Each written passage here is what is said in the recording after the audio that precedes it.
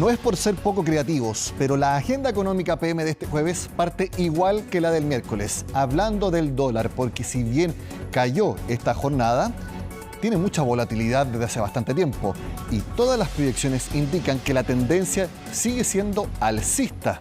De hecho, hay algunos que creen que podría acercarse a 900 pesos en el corto plazo. Todo lo cuenta Orlando Silva.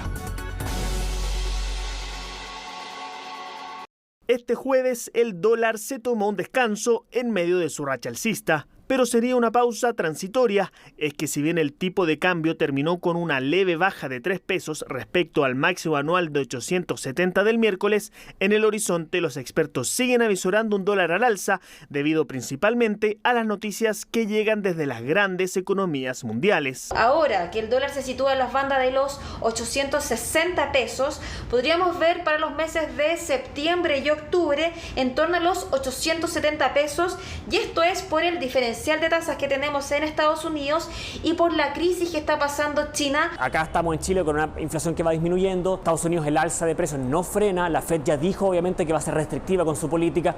Europa está pasando un efecto similar. Por lo tanto, claro, va a ser complicado que este escenario justamente converja en que el dólar baje.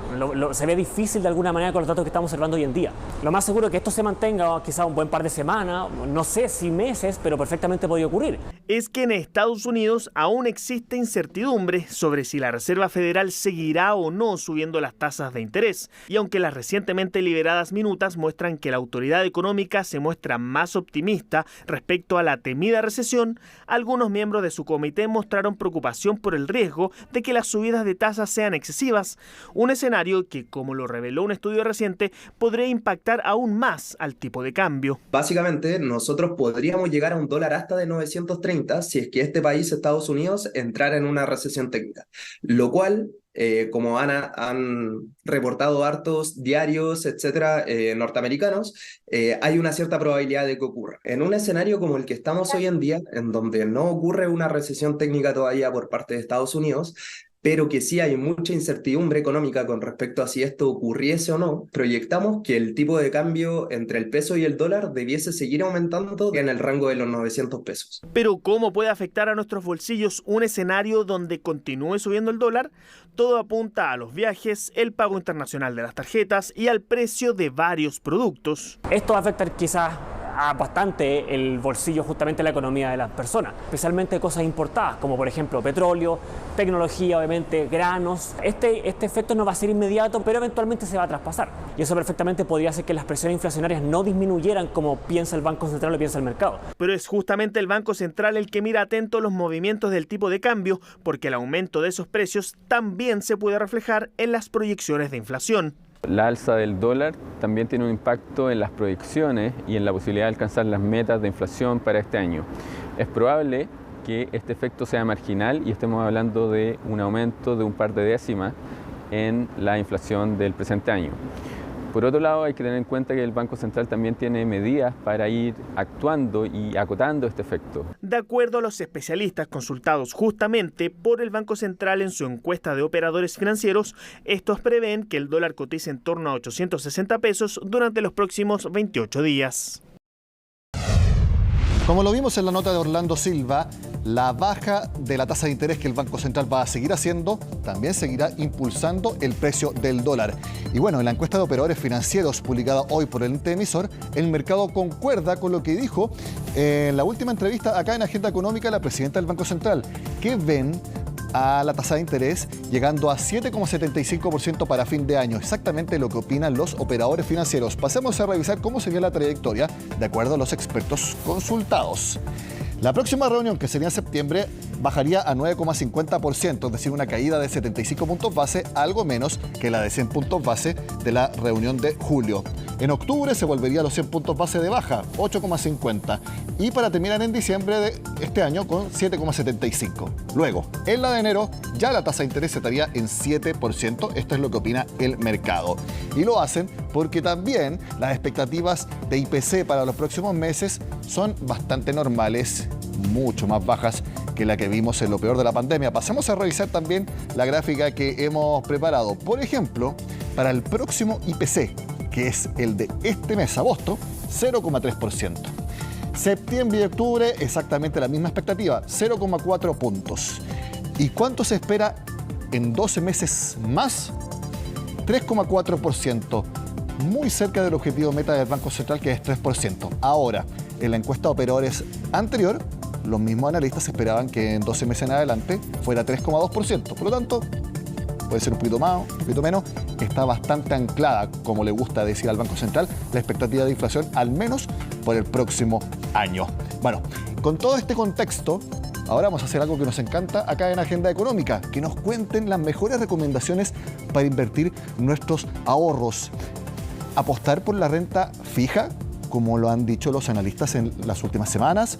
También hacerlo por la renta variable. Ambas están ganando atractivo de acuerdo a su rentabilidad posible. ¿Cómo juega dentro de expectativas el precio del dólar? Lo analizamos junto a Ramiro Galeano, que es fundador de Upside Capital y a quien vemos en pantalla. Ramiro, gracias por estar en Agenda Económica. Hola, ¿qué tal? Muchas gracias, Nicolás, por la invitación. Ramiro, vimos que el dólar, algunos estiman que puede llegar a 900 pesos, va a llegar eventualmente a 880. El Banco Central bajando la tasa de interés a 7,75 para fin de año y a enero en 7%. Para empezar, ¿tú estás alineado con estas expectativas? Sí, en Upside Capital estamos bastante alineados con las conclusiones que hoy día marcó la encuesta de operadores financieros. La verdad es que son instrumentos que nosotros analizamos constantemente. Y desde ese punto de vista tampoco nos sorprende lo que tú acabas de comentar antes de que empezáramos el contacto, dado que esta tendencia de caída, digamos, de la inflación en Chile viene dándose de manera bastante marcada desde diciembre del año 2022, y también las perspectivas de caída, digamos, de tasa de política monetaria se mantienen absolutamente a la baja. De hecho, para complementar lo que tú estabas comentando hace un instante, a 12 meses plazo la inflación se ve que va a ser del 3,4% y la tasa de política monetaria se va a estar ubicando alrededor del 5%. Eso quiere decir que si uno compara la tasa actual del 10,25% al 5% que debiésemos tener en 12 meses más, claramente la caída de tasa de política monetaria va a ser un fenómeno que vamos a estar todos estudiando y que va a ser, como tú lo comentabas, bastante, digamos, positivo para las alternativas de inversión que nosotros recomendamos a nuestros clientes. Desde ese punto de vista, creemos que el activo por excelencia en este momento son los fondos mutuos de renta fija, la renta fija local, que es un poco difícil de explicar, pero en términos bastante sencillos, el precio de los bonos que componen los fondos mutuos de renta fija local se mueve a la inversa de la tasa de política monetaria. Las tasas actúan como descuento del valor de los fondos. Es decir, a medida que las tasas vayan cayendo, como se espera, por ejemplo, según la última encuesta de operadores financieros, de expectativa económica y una serie de estudios más, que esta continúa a la baja, lo más probable es que tengamos ganancia y capital en ese tipo de instrumentos. Hagamos una guía práctica para las personas, totalmente claro. Fondo mutuo que invierta en renta fija. Con eso claro, ¿cómo se puede discriminar entre las distintas opciones de fondo mutuo en renta fija que ofrecen los bancos, que ofrecen los fondos de inversión, que ofrecen las AGF? Porque hay varias opciones ahí. ¿Cómo harías una guía tú? Sí, mira, siempre al minuto de conformar un plan de inversión, lo primero es tener claro el perfil de riesgo del cliente y también el horizonte de inversión de ese plan, digamos, de inversión. Entonces, en ese sentido, nosotros ahora nuestra recomendación está basada en la siguiente, digamos, los siguientes parámetros. Hoy día, todavía con las tasas altas como están en el mercado, probablemente para inversiones de 3 a 6 meses plazo, no más que eso, todavía la parte de depósitos a plazo y de fondos money market está entregando un resultado o intereses, digamos, en ese sentido beneficio, y si uno los compara con los beneficios históricos que habíamos tenido durante los últimos 5 años, por ejemplo, en el mercado local, son bastante más altos que los que hubo, digamos, en ese tiempo. Ahora, eso es importante porque eso es cortísimo plazo, porque ya a un año la rentabilidad que tenían respecto a 3 meses atrás o 4 meses atrás ha bajado bastante. Sí, de hecho, con la caída de la tasa de política monetaria que comenzamos a ver en la última reunión de política monetaria del Banco Central, el mercado automáticamente comenzó, digamos, a reaccionar a eso. Y como tú bien lo comentas, hemos visto una disminución en el interés de los depósitos a plazo y por ende también una disminución en el retorno de los fondos money market, que como tú bien dices son para cortísimo plazo. Ahora, como te comentaba, para plazos que son de 6 meses en adelante, el activo por excelencia ahí son fondos mutuos de renta fija local, que también hay que tener claro, existen de distintos tipos, ¿ya? Y normalmente estos fondos difieren en unos con otros acerca de la duración de los bonos, del ciclo de vida de los bonos que componen estos fondos. Básicamente, a mayor plazo de ciclo de vida de fondos, los bonos van a tender a moverse más en el tiempo, o sea, es decir, van a tener una mayor volatilidad, un mayor riesgo asociado y por ende una mayor ganancia potencial. En ese sentido, somos partidarios de armar una cartera, digamos, de distintos fondos mutuos de renta fija, diversificada siempre, que es muy importante, y aprovechar este escenario que probablemente durante los 12 a 24 meses de plazo nos traiga sorpresas bastante agradables en el sentido de los retornos que uno puede esperar en los fondos mutuos de renta fija. Hagamos entonces también un ejercicio aún más práctico. Ok, de 6 meses en adelante, fondos mutuos en renta fija local. Mientras más uno pueda tener el dinero sin un destino fijo, podemos elegir entonces un fondo mutuo con esas características que tenga bonos a más largo vencimiento en años. En cambio, si uno cree que va a necesitar ese dinero eventualmente en 2 años, 1 año, hacerlo acorde también con bonos que tengan un vencimiento con esas características. Sí, exactamente. De hecho, esa diversificación habla también de las ventajas, y esto es extremadamente importante, Nicolás, que digamos quienes nos están viendo hasta ahora lo tengan presente. Cuando uno invierte en un fondo mutuo, de obviamente una AGF regulada, etcétera, con todos esos ok, digamos, tiqueados, los fondos mutuos en sí mismos ya son carteras diversificadas, ¿ya? Y eso es súper importante, porque cuando uno accede a invertir en este tipo de instrumentos a través de fondos mutuos, gana diversificación y gana administración de ese fondo mutuo de profesionales que se dedican, digamos, a esta materia. Entonces, hoy día los fondos mutuos son la herramienta de renta fija local, estamos hablando, son la herramienta por excelencia que digamos, mayor virtudes y pronóstico favorable ofrece de cara a los próximos 12 a 24 meses para el mercado local. Ramiro, más que fondos mutuos de renta fija internacional o específicamente mercados desarrollados, quizás mercados emergentes. Mira, a ver, un portafolio bien diversificado siempre tiene que componerse, digamos, de distintos instrumentos y distintos mercados también. Para manifestarlo en términos bastante sencillos, Estados Unidos viene un poco más atrasados que nosotros en cuanto a manejo de tasa de política monetaria. Ellos todavía están en un proceso donde, de hecho el mercado lo está evaluando en estos días, y eventualmente vamos a tener un alza de tasa extra más de aquí a diciembre, que lleve la tasa del 5.5% al 5.75% en Estados Unidos para cerrar el año. Ahora, este dato es sumamente relevante. Si uno ve las proyecciones de la Reserva Federal para el año 2024 y 2025 respecto a tasa de política monetaria y respecto a datos de inflación, es menor a la tasa de política monetaria actual que tiene. O sea, es decir, Estados Unidos va a entrar en un proceso de caída de tasa de política monetaria, de condiciones monetarias más expansivas, que es en el que está entrando Chile en estos días, digamos, entre julio y agosto. De manera que dentro de nuestra recomendación de inversión también está fondos mutuos locales que puedan acceder a invertir en bonos extranjeros. Y existen incluso con cobertura de tipo de cambio, que también es otro factor bastante relevante que tenemos que meter, digamos, en la ecuación al minuto de formular, digamos, estrategias de inversión. Así que en ese sentido, creemos que Estados Unidos aún no comienza este ciclo y que de todas maneras vamos a ver muy buenos retornos en la renta fija en Estados Unidos y también en la renta variable, que ya lo hemos visto durante este año. Sí, esa es mi última pregunta. Tenemos un par de minutos para la renta variable.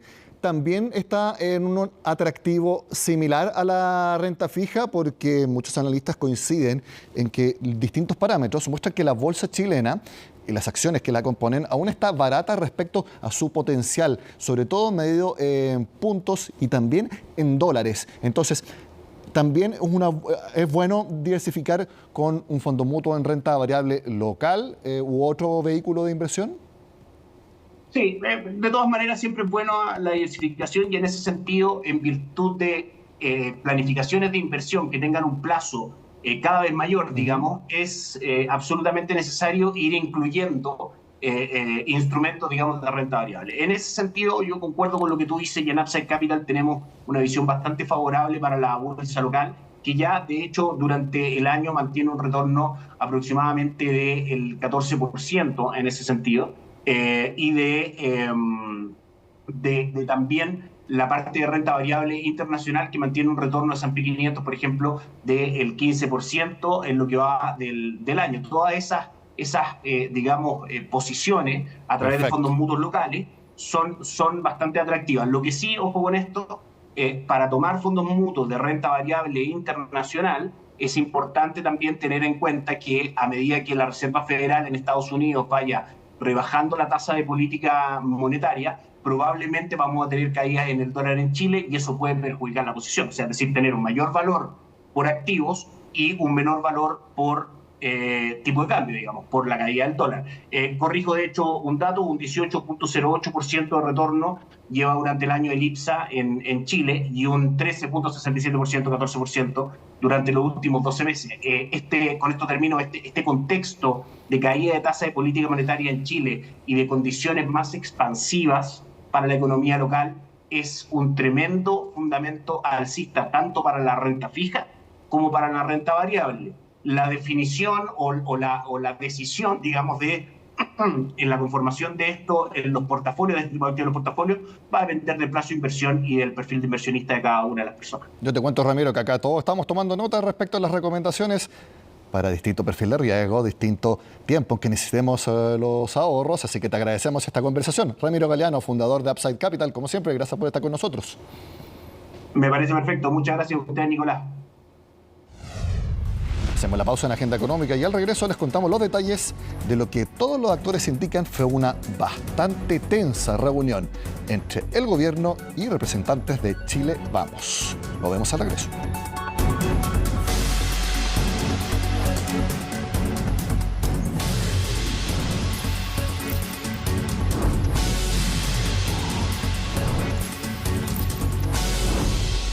Según los participantes, fue una reunión dura, bastante tensa, pero franca. Hablamos de la cita entre el gobierno, liderado por el presidente Gabriel Boric, y los representantes de Chile Vamos. En un principio era para hablar solamente de la reforma de pensiones y el pacto fiscal. Sin embargo, se limaron, al menos era la intención, bastante asperezas respecto a la relación entre el Ejecutivo y la oposición. Algo sí quedó en claro. El gobierno va a postergar la presentación de las indicaciones de la reforma previsional, tal como lo cuenta Estefanía Bustamante.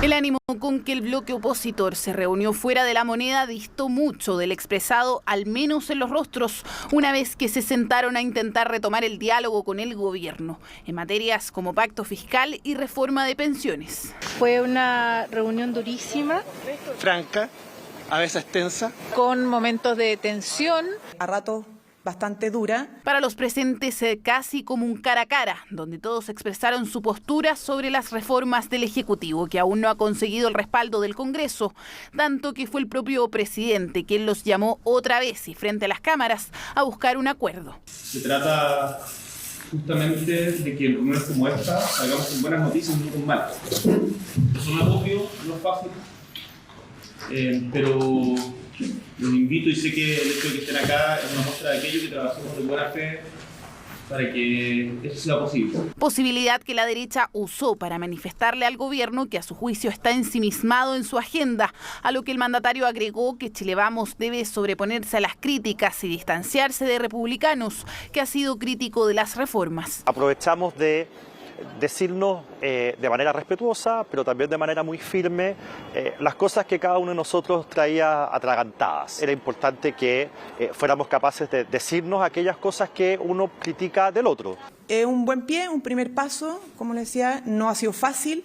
Para que se produjera esta reunión, todos hemos tenido que vivir sacrificios, dificultades, probablemente muchas críticas, pero eso se trata la política. Las diferencias por la capitalización individual, saben, en la moneda será el tema más complejo a la hora de tramitar una reforma a las pensiones. Por eso el Ejecutivo decidió postergar las indicaciones que iba a presentar al Congreso para esperar otras propuestas de las fuerzas políticas. Si cuando le decimos al gobierno que queremos respetar la propiedad de los fondos o queremos que el 6% termine en la cuenta de los trabajadores, es por lo que vemos todos los días en nuestros distritos, en nuestro territorio. No quedó programada otra reunión, pero sí hay temas que quedaron como puntos de trabajo en adelante. Claro, porque Chile Vamos llevó la reunión más allá del pacto fiscal. También puso sobre la mesa temas pendientes en seguridad como las indicaciones a la ley de usurpación, además de instar al gobierno a presentar todas las denuncias necesarias en el caso Convenios. Hemos visto cómo se ha instalado en el corazón de la moneda y en varios funcionarios públicos, y vemos la voluntad, que esa voluntad se traduzca no solo en palabras, pero el primer tema que le hemos pedido compromisos concretos tiene que ver con los temas de corrupción. Hay mucho más encuentro que diferencia. Tenemos una serie de proyectos de ley en el Congreso Nacional. Estamos a la espera, además, que la Comisión de Expertos y Expertas nos entregue sus propuestas que van a nutrir y reforzar esa agenda de probidad. En la agenda también se abordó la molestia RN con el presidente Boric por sus dichos contra Sergio Onofre Jarpa, figura política que apoyó el golpe de Estado, que luego fue ministro del Interior de la dictadura encabezada por Pinochet y es uno de los fundadores del partido. No pueden pensarse en construir puentes de diálogo si el gobierno con sus declaraciones los dinamita. Y creemos sin lugar a dudas que las declaraciones respecto de Jarpa no pueden volver a repetirse. Pese a las diferencias, dicen, primó el diálogo. En privado se definieron los temas que a futuro se van a discutir sobre la reforma previsional y cuál será el itinerario camino hacia el Congreso, tarea que se le asignó al ministro de las Express. Ahora en Agenda Económica hablamos de un tema que nos encanta, la electromovilidad en nuestro país. Las autoridades de transporte presentaron los nuevos buses de 2 pisos que serán incorporados al sistema RED. Recordemos que no se llama Transantiago ya, se llama sistema RED. Son 10 vehículos, 100% eléctricos, tienen una capacidad total de 97 pasajeros y comenzarían a operar en octubre. Hemos traído a través de la empresa BYD de China y el operador Medbus estos 10 buses de 2 pisos que además son eléctricos. Son buses de 2 pisos de 12 metros, buses que tienen una capacidad de 70 asientos y que tienen una capacidad total de cerca de 100 pasajeros. Este tipo de bus es inédito en nuestro continente. No van a encontrar buses de 2 pisos eléctricos, sino en otras ciudades como Londres, Hong Kong. Y en ese sentido, Chile, nuestra ciudad, Santiago de Chile, se sigue poniendo a la vanguardia de la movilidad del transporte público urbano. Y en el sector privado, Kaufman presentó su ecosistema de soporte y soluciones para la electromovilidad. La iniciativa se llama Charge and Ready y busca poner a disposición de los clientes los servicios para apoyar su transición energética. Además de ofrecer vehículos eléctricos a la venta, también otorgarán asesoría inicial y apoyar con necesidades de infraestructura de carga, postventa, financiamiento, seguros, telemetría y distintas capacitaciones. A eso se suma la llegada del primer camión eléctrico de Mercedes-Benz a Chile. Son los primeros en llegar al lugar fuera de Europa. Entonces eso demuestra nuestra posición de liderazgo que estamos teniendo como país promoviendo la electromovilidad. Son camiones de origen alemán y también de origen japonés, que es una oferta que no existía en Chile. Por lo tanto, está fortaleciendo la oferta que hay disponible de vehículos eléctricos para los clientes. Los vehículos eléctricos son una parte del ecosistema. Por supuesto, son fundamental para la reducción de los gases de efecto invernadero, ayudan en el cambio climático, pero para poder operar requieren ciertas condiciones y elementos que hoy día no necesariamente son tan nítidos cuando uno opera vehículos de combustión interna. Por lo tanto, esa es nuestra gran oferta, desarrollar este ecosistema para que estos vehículos puedan operar de la mejor manera posible. Yo creo que la señal que se da, por ejemplo, el lanzamiento de hoy es muy importante porque primero, contar con esa mirada sistémica, o sea, no solamente traer un camión eléctrico, sino todo esto lo que estábamos hablando que es necesario. Y lo segundo es un efecto de demostración, para otros en el fondo ver de que efectivamente en Chile se están haciendo estas cosas bien, y la colaboración público-privada para que esto se lleve adelante es muy importante. Segundo es una señalización también al resto del mundo a la seriedad que se están haciendo en Chile estos temas y la importancia que está tomando nosotros los temas de electromovilidad. Con electromovilidad terminamos la agenda de este jueves. Sigan con nosotros acá en CNN Chile.